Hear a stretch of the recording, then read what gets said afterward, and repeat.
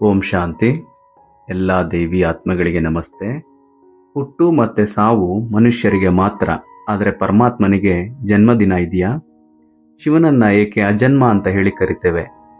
ಇಂದಿನ ವಿಡಿಯೋದಲ್ಲಿ ನಾವು ಭಗವಂತನ ಈ ಭೂಮಿಗೆ ಆಗಮನದ ರಹಸ್ಯ ಮತ್ತೆ ಅಲೌಕಿಕ ಜನ್ಮದಿನದ ಬಗ್ಗೆ ತಿಳ್ಕೊಳ್ಳೋಣ. ಭಾರತೀಯ ಸಂಸ್ಕೃತಿಯಲ್ಲಿ ಅನೇಕ ಹಬ್ಬಗಳಿದೆ, ಆದರೆ ಶಿವ ಜಯಂತಿ ಅಥವಾ ಮಹಾಶಿವರಾತ್ರಿ ಅತ್ಯಂತ ವಿಶೇಷ. ಕತ್ತಲೆಯಿಂದ ಬೆಳಕಿನ ಕಡೆಗೆ ನಮ್ಮನ್ನ ಕರ್ಕೊಂಡೋಗುವಂತಹ ಜ್ಯೋತಿರ್ಲಿಂಗ ಸ್ವರೂಪಿ ಪರಮಾತ್ಮ ಈ ಧರೆಗೆ ಬಂದ ಕತೆ ಇಲ್ಲಿದೆ ನೋಡಿ. ಭಗವಂತನ ಜನ್ಮದಿನ ಅಂತ ಹೇಳಿದ್ರೆ ಅದು ಕೇವಲ ಒಂದು ಆಚರಣೆ ಅಲ್ಲ, ಅದು ಇಡೀ ಸೃಷ್ಟಿಯ ಪರಿವರ್ತನೆಯ ಆರಂಭವಾಗಿದೆ. ಅದು ಹೇಗೆ ಅನ್ನೋದನ್ನ ಬನ್ನಿ ಈಗ ತಿಳ್ಕೊಳ್ಳೋಣ. ಹಿಮಾಲಯದ ಮೌನ ಕಂದರಗಳಲ್ಲಿ ಸತ್ಯ ಭಗವಂತ ಯಾರು ಅಂತ ಹೇಳಿ ಹುಡುಕ್ತಿದ್ದಂತಹ ಒಬ್ಬ ಜ್ಞಾನಿ ಸನ್ಯಾಸಿ ಇದ್ರು. ಆದರೆ ಅವರ ಪ್ರಶ್ನೆಗೆ ಸರಿಯಾದ ಉತ್ತರ ಸಿಗಲೇ ಇಲ್ಲ. ಹಾಗೆ ಒಂದು ದಿನ ಒಂದು ಮರದ ಕೆಳಗಡೆ ಅವರು ಮಲಗಿದ್ದಾಗ ಆಗ ಅವರು ಒಂದು ಕನಸನ್ನ ಕಾಣ್ತಾರೆ. ಅದರಲ್ಲಿ ಅವರಿಗೆ ಒಂದು ಅದ್ಭುತವಾದಂತಹ ದೃಶ್ಯ ಕಾಣಿಸ್ತದೆ. ಭಗವಂತನ ಜನ್ಮದಿನದ ಆಚರಣೆ. ಅದು ದೊಡ್ಡ ಹಬ್ಬ, ಜಾತ್ರೆ ಹಾಗೆ ಕೋಲಾಹಲದಿಂದ ಕೂಡಿದ ಹಬ್ಬವಾಗಿತ್ತು.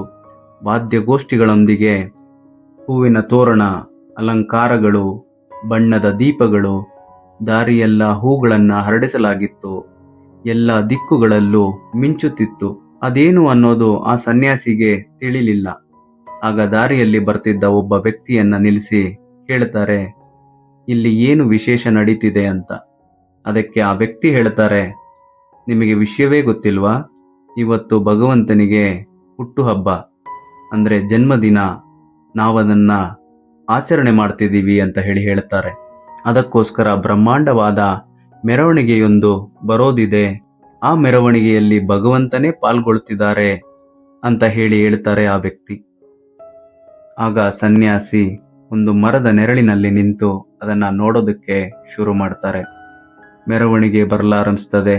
ಮೊದಲು ಒಂದು ಕುದುರೆ ಬರುತ್ತೆ. ಆ ಕುದುರೆಯ ಮೇಲೆ ಒಬ್ಬ ವ್ಯಕ್ತಿ ಕುಳಿತಿರ್ತಾರೆ. ಅವರ ಹಿಂದೆ ಅನೇಕ ಜನರು ಗುಂಪಾಗಿ ಬರ್ತಿರ್ತಾರೆ. ಇಷ್ಟು ದೊಡ್ಡ ಗುಂಪು ಇವರು ಹಿಂದೆ ಬರ್ತಿದ್ಯಲ್ಲ, ಯಾರಿವರು ಅಂತ ಕೇಳ್ತಾರೆ ಸನ್ಯಾಸಿ. ಅದಕ್ಕೆ ಆ ವ್ಯಕ್ತಿ ಒಂದು ಧರ್ಮದ ಹೆಸರನ್ನ ಹೇಳಿ, ಇವರು ಆ ಧರ್ಮದ ನಾಯಕರು ಮತ್ತೆ ಅವರನ್ನ ಹಿಂಬಾಲಿಸ್ತಿರುವಂತವರು ಅವರ ಅನುಯಾಯಿಗಳು ಅಂದ್ರೆ ಫಾಲೋವರ್ಸ್ ಅಂತ ಹೇಳ್ತಾರೆ. ಅದಾದ ನಂತರ ಇನ್ನೊಂದು ಕುದುರೆ ಮೇಲೆ ಮತ್ತೊಬ್ಬರು ಕುಳಿತುಕೊಂಡು ಬರ್ತಾರೆ. ಅವರ ಹಿಂದೆಯೂ ಸಹ ಅದೇ ರೀತಿ ಜನರು ಗುಂಪಾಗಿ ಬರ್ತಿರ್ತಾರೆ. ಇವರು ಯಾರು ಅಂತ ಹೇಳಿ ಮತ್ತೆ ಕೇಳ್ತಾರೆ ಸನ್ಯಾಸಿ.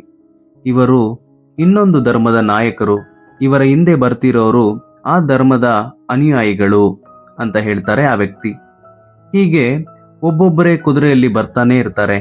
ಅವರನ್ನ ಹಿಂಬಾಲಿಸ್ತಾ ಒಂದೊಂದು ಗುಂಪು ಬರ್ತಾನೆ ಇರುತ್ತೆ. ಆ ದೊಡ್ಡ ಮೆರವಣಿಗೆ ಅದರ ಪಾಡಿಗೆ ತುಂಬಾ ಹೊತ್ತು ಹೋಗ್ತಾನೇ ಇತ್ತು. ಕೊನೆಗೆ ಆ ಒಂದು ಮೆರವಣಿಗೆ ಅನ್ನೋದು ಮುಕ್ತಾಯಗೊಳ್ಳುತ್ತೆ.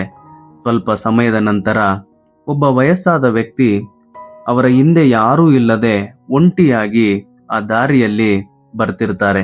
ಅವರು ಆ ಮೆರವಣಿಗೆಗೆ ಸೇರಿದವರ ಇಲ್ವಾ ಅನ್ನೋದೇ ಗೊತ್ತಿಲ್ದಿರೋ ಹಾಗೆ ಬರ್ತಿದ್ದಾರೆ. ಇವರು ಯಾರು, ಇವರೇನಕ್ಕೆ ಈ ರೀತಿ ಒಂಟಿಯಾಗಿ ಬರ್ತಿದ್ದಾರೆ ಅಂತ ಕೇಳ್ತಾರೆ ಸನ್ಯಾಸಿ. ಇದೇನ್ರಿ ಈ ರೀತಿ ಕೇಳ್ಬಿಟ್ರಿ? ಇವರೇ ದೇವ್ರು, ಇವರಿಗೋಸ್ಕರವೇ ಇಷ್ಟು ದೊಡ್ಡ ಮೆರವಣಿಗೆಗಳು. ಮುಂದೆ ಹೋಗ್ತಿರುವ ಮೆರವಣಿಗೆಯ ಗುಂಪೆಲ್ಲ ಇವರ ಜನ್ಮದಿನವನ್ನ ಆಚರಣೆ ಮಾಡೋದಕ್ಕೋಸ್ಕರನೇ ಏರ್ಪಾಡು ಮಾಡಲಾಗಿದೆ ಅಂತ ಹೇಳ್ತಾರೆ ಆ ವ್ಯಕ್ತಿ. ಇದನ್ನ ಕೇಳಿದ ಸನ್ಯಾಸಿಗೆ ಮಾತೇ ಬರ್ತಿಲ್ಲ. ಇಷ್ಟೊತ್ತು ನಿದ್ರಿಸ್ತಿದ್ದಂತಹ ಆ ಸನ್ಯಾಸಿ ಎಚ್ಚರಗೊಳ್ತಾರೆ. ಆಗ ಅವರಿಗೆ ಒಂದು ವಿಚಾರ ಹೊಳೆಯುತ್ತೆ. ಜನರೆಲ್ಲ ಭಕ್ತಿ ಮಾರ್ಗದಲ್ಲಿ ಹೋಗ್ತಿದ್ದೀವಿ ಅಂತ ತಿಳ್ಕೊಂಡು ದಾರಿ ತಪ್ಪಿ ಹೋಗ್ತಿದ್ದಾರೆ. ಭಗವಂತನನ್ನ ಹಿಂಬಾಲಿಸ್ತಿದ್ದೀವಿ ಅಂತ ತಿಳಿತಾರೆ ಭಕ್ತರು, ಆದರೆ ಭಗವಂತನ ಹಿಂದೆ ಯಾರೂ ಇಲ್ಲ. ಇನ್ನು ಸ್ವಾಭಾವಿಕವಾಗಿ ಯೋಚನೆ ಮಾಡೋದಾಗಿದ್ರೆ ಸತ್ಯದ ಹಿಂದೆ ನಾನು ಹೋಗ್ತಿದ್ದೀನಿ ಅಂತ ಅನೇಕರು ಹೇಳ್ತಾರೆ, ಆದರೆ ಆ ಸತ್ಯ ಅನಾಥವಾಗಿ ಹೋಗ್ತಿದೆ. ಈ ಕಥೆಯ ಅರ್ಥ ಬಹಳ ಆಳವಾಗಿದೆ. ಇಂದು ಮನುಷ್ಯರು ನಾವು ದೇವರನ್ನ ಪೂಜಿಸ್ತಿದ್ದೇವೆ ಅಂತ ತಿಳ್ಕೊಂಡಿದ್ದಾರೆ, ಆದರೆ ವಾಸ್ತವದಲ್ಲಿ ಧರ್ಮ ಅಥವಾ ವ್ಯಕ್ತಿಗಳನ್ನ ಅನುಸರಿಸ್ತಿದ್ದಾರೆ. ಧರ್ಮದ ಆಚರಣೆಗಳೇ ಬೇರೆ, ಸತ್ಯವಾದ ಆಧ್ಯಾತ್ಮಿಕ ಜ್ಞಾನವೇ ಬೇರೆಯಾಗಿದೆ. ಜ್ಞಾನವನ್ನ ಅರ್ಥಕೊಂಡು ನಡೆದಾಗ ಮಾತ್ರ ನಾವು ಭಗವಂತನನ್ನ ಸರಿಯಾಗಿ ಅನುಸರಿಸೋದಕ್ಕೆ ಸಾಧ್ಯ. ಪರಮಾತ್ಮನು ಈ ಭೂಮಿಯ ಮೇಲೆ ಈಗಾಗಲೇ ಅವತರಿಸಿದ್ದಾರೆ. ಆ ದಿವ್ಯ ಅವತಾರವನ್ನೇ ನಾವು ಭಗವಂತನ ಹುಟ್ಟುಹಬ್ಬ, ಶಿವ ಜಯಂತಿ ಅಥವಾ ಮಹಾಶಿವರಾತ್ರಿ ಅಂತ ಹೇಳಿ ಆಚರಿಸ್ತಿದ್ದೇವೆ. ಆ ಪರಮಪಿತ ಶಿವನು ನಮಗೆ ಸತ್ಯ ಜ್ಞಾನವನ್ನ ನೀಡುತ್ತಾ ನಮ್ಮ ಜೀವನವನ್ನ ಪರಿವರ್ತನೆ ಮಾಡುತ್ತಿದ್ದಾರೆ. ಬನ್ನಿ, ಆ ಭಗವಂತನ ಬಗ್ಗೆ, ಶಿವರಾತ್ರಿಯ ನಿಜವಾದ ರಹಸ್ಯದ ಬಗ್ಗೆ ಮತ್ತು ಆತನಿಂದ ನಮಗೆ ಸಿಗುವ ಸುಖ ಶಾಂತಿಯ ಪ್ರಾಪ್ತಿಯ ಬಗ್ಗೆ ತಿಳಿಯೋಣ. ಬ್ರಹ್ಮಕುಮಾರಿ ಸಂಸ್ಥೆಯ ವತಿಯಿಂದ ಆಯೋಜಿಸಲಾದ ಮಹಾಶಿವರಾತ್ರಿ ಕಾರ್ಯಕ್ರಮದಲ್ಲಿ ಭಾಗವಹಿಸಿ ನಿಮ್ಮ ಅಮೂಲ್ಯವಾದ ಜೀವನವನ್ನ ಶ್ರೇಷ್ಠವನ್ನಾಗಿ ಮಾಡಿಕೊಳ್ಳಿ. ಈ ಕಥೆಯು ನಿಮಗೆ ಹೇಗೆ ಅನಿಸ್ತು?